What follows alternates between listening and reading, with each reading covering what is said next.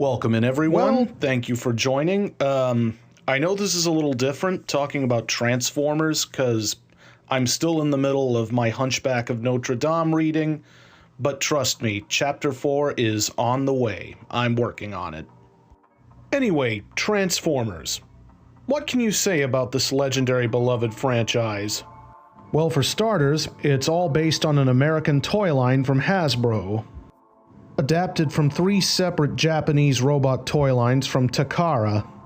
These include Diaclone, Microman, and Microchange. But when Transformers became big in 1984, Japan sort of converted their toy lines into this franchise. In 1984, there was a Transformers comic book series done by Marvel. A little later in 1984, a Transformers cartoon was made by Sunbow Productions, who made cartoons based on other Hasbro properties such as G.I. Joe, Dungeons & Dragons, and Inhumanoids. The storyline is simple enough. There's a robotic planet called Cybertron, and it's been devastated by war between 2 factions of Transformers. These factions are the Autobots, which are the good guys, and the Decepticons, which are the bad guys. The war has lasted for millions of years, so long in fact that Cybertron is now almost depleted of its energy. So the Autobots flee Cybertron in a desperate attempt to find another planet with energy that they can use in their war. And the Decepticons follow them and they crash land on Earth. They crash into a volcano, and both factions of Transformers end up in a state of hibernation for 4 million years. In 1984, the volcano erupts, awakening both Autobots and Decepticons, and their war resumes. The Autobots befriend a 15-year-old boy named Spike, not Sam, Witwicky. And yes, this is supposed to be Shia LaBeouf's character from the movies, citation needed. Now, of course, in the comic book series, they befriended Spike's younger brother Buster Witwicky first. Okay, well, he was originally meant to be the comic book version of Spike, but that was later retconned as Spike did eventually make his appearance in the comics as Buster's older brother. Anyway, they also befriend Spike's father, Sparkplug Witwicky, who works at the oil rigs. In the comics, he was an auto mechanic. But in both versions, his skills come in handy in aiding the Autobots with repairs and stuff.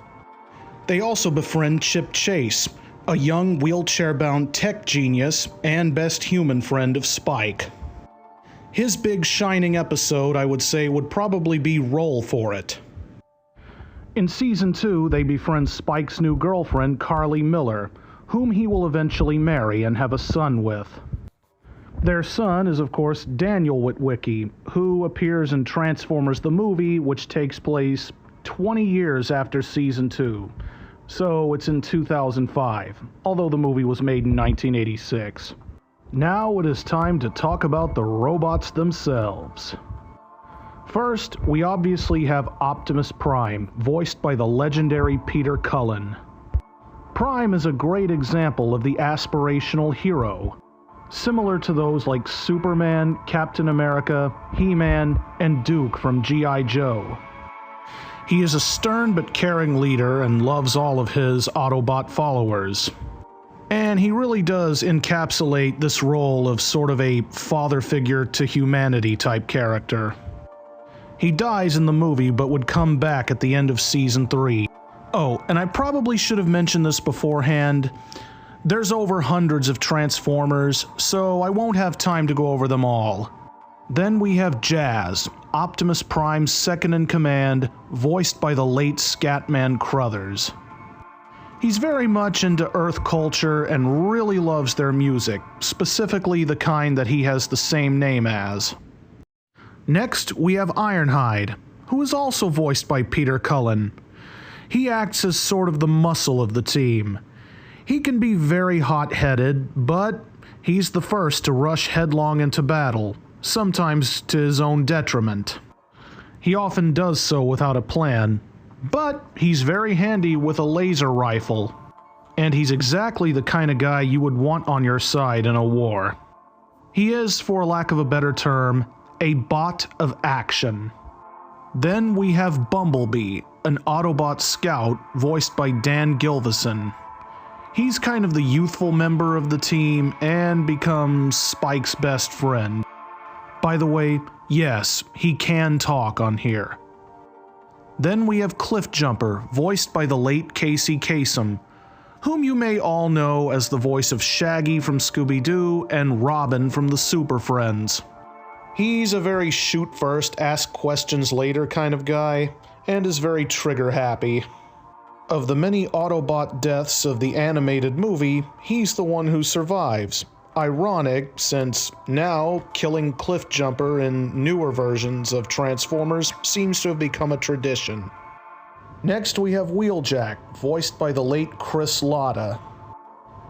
He's sort of the brainy nerd and inventor of the team. Hey, he's one of us. He's a nerd. He usually makes some new gadget that kind of helps them win the battle in the episode, and he created the Dinobots. Then we have Ratchet, voiced by legendary voice actor Don Messick. He's the medical officer of the team in charge of putting the other Autobots back together after they get injured in battle. Sparkplug Witwicky assists him in that task. Then we have the Dinobots, created by Wheeljack after studying dinosaurs at a museum. They're not very smart, and they still have that very animalistic mindset due to, well, being dinosaurs. These are the original three. Grimlock the T-Rex, who acts as sort of the commander of this subgroup, and he was voiced by Greg Berger, who also voiced John Arbuckle in Garfield and Friends. Slag the Triceratops, and Sludge the Apatosaurus. There's not really much to say about these two, as Grimlock gets most of the glory. Now, comic book Grimlock is a very different character. He still has those instincts of a primal beast, but he's not played as comic relief like he is in the cartoon. He's actually somewhat of an anti-hero in the comics, and even sees Optimus Prime as an ineffectual leader. He eventually does assume leadership of the Autobots when Optimus Prime dies in the comics, temporarily. Wheeljack would eventually go on to create two more Dinobots, Snarl the Stegosaurus, and Swoop the Pteranodon. Once again, these two are both basically the same character. They all are, aside from Grimlock. I will conclude the Autobots segment of this with this guy. He's usually named Jetfire in the toy line, but for some reason in the cartoon, they named him Skyfire. I don't know why they did that, but I do know why they changed his design from the toys. Because they used one of the jet robots from the anime called Macross, which at the time of Jetfire's debut had been recut and was airing in America as a series called Robotech.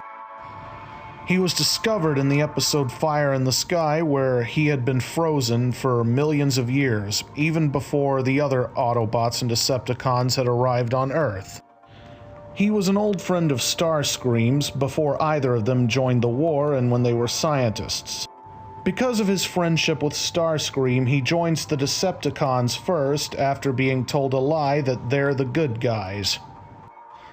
However, when he realized the Decepticons were holding Spike and Sparkplug Witwicky hostage, he realized that they intended to wipe all humans out and that the Decepticons were actually the evil ones. So he switched sides to Autobot. Now on to the Decepticons.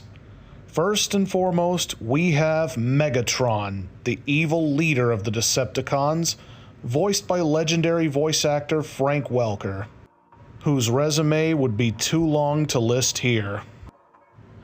Once he was a gladiator in the pits of Kaon, but he escaped and formed the Decepticons and became the most power-hungry warlord on the planet. He is Optimus Prime's equal in strength, combat skills, and leadership skills. They really are two sides of the same coin. His motto is peace through tyranny. He does occasionally have a few challenges to his authority, most notably from his second-in-command Starscream, speaking of which. Next we have Starscream, Megatron's second-in-command, voiced by the late Chris Latta, who uses the same voice for Starscream that he uses for Cobra Commander in G.I. Joe. And oh boy, well, what can I say about Starscream? Well, the dude is ambitious, I'll say that. Once a Cybertronian scientist along with his best friend Skyfire, Starscream joined the ranks of Decepticons, becoming a warrior and eventually rising up to the ranks of second-in-command. He is conniving and every bit the megalomaniac that Megatron is. His main goal is to usurp Megatron as leader of the Decepticons. And he doesn't hide this fact either. There are many cases where he openly challenges Megatron's authority. There were occasionally a few times where he almost succeeded in this. But no matter what, Megatron always ends up publicly humiliating and beating the crap out of Starscream in front of the other Decepticons to make an example of him. This guy just never learns. The final straw comes in the 1986 movie, when Megatron becomes Galvatron. He blasts Starscream into oblivion right in front of the other Decepticons. But I may cover that another time. Then we have Soundwave, voiced by Frank Welker, who does the same voice he uses for Dr. Claw and Inspector Gadget and Darkseid in the later seasons of the Super Friends. He's basically the Decepticons' intelligence officer. He turns into a radio and has cassette tapes that turn into other robots, using them for things like surveillance and espionage. His senses are so sharp that he can hear a fly sneeze. He's also kind of Starscream's exact opposite in that he is fiercely loyal to Megatron. Next we have Thundercracker, another jet like Starscream. However, he's not quite as ambitious, although he and Starscream do get into spats quite a bit. He also doubts that Starscream would be a good leader. And we have yet another jet. This is Skywarp. He's called that because he can teleport while in flight. Then we have Ravage, one of Soundwave's tapes. He is used as both a spy and a hunter. Next, we have Shockwave, my favorite Decepticon. This is another case of his character in the cartoon being different from that in the comic. In the cartoon, like Soundwave, Shockwave is fiercely loyal to Megatron and is left behind by Megatron to run Cybertron in his absence. He's usually in charge of preparing the space bridge for transport of Energon and stuff like that. Now, Shockwave in the comics is a much different character, and this version of Shockwave is why he's my favorite. In the comics, he has no loyalty to Megatron. He serves only one master: pure, cold logic. In the third or the fourth issue, Megatron and the Decepticons were defeated. He has all the Decepticons put back together and then takes leadership of the Decepticons away from Megatron. Not for reasons of wanting power for himself like Starscream would, but because the way he sees it, Megatron was ineffectual as a leader, and so the only logical thing for Shockwave to do was to take control himself. He remains in charge for a good chunk of the series, until Megatron eventually returns. Shockwave was not doing any better as a leader, and the Autobots were still winning in many occasions, even though the Decepticons did win a few times as well. He decided that the only logical thing to do then was to be co-leaders with Megatron, so they did that for a while. But due to a miscalculation on Shockwave's part, Megatron then convinces him that he is no longer fit to be a co-leader. Shockwave agrees and steps down, making Megatron the sole leader of the Decepticons once again. But being evil and logical, he was a lot like a robot version of the Mirror Universe Spock. The final ones I'm going to talk about here are the Constructicons. 6 Decepticons that turn into construction vehicles. Their names are Longhaul, Hook, Scavenger, Scrapper, Bone Crusher, and Mixmaster. They could also come together to form one giant robot named Devastator, making them the first combiners of the series. Well, that's all for now. My next video will be the reason why I did this. If you ever want me to cover more Transformers characters or the lore, let me know.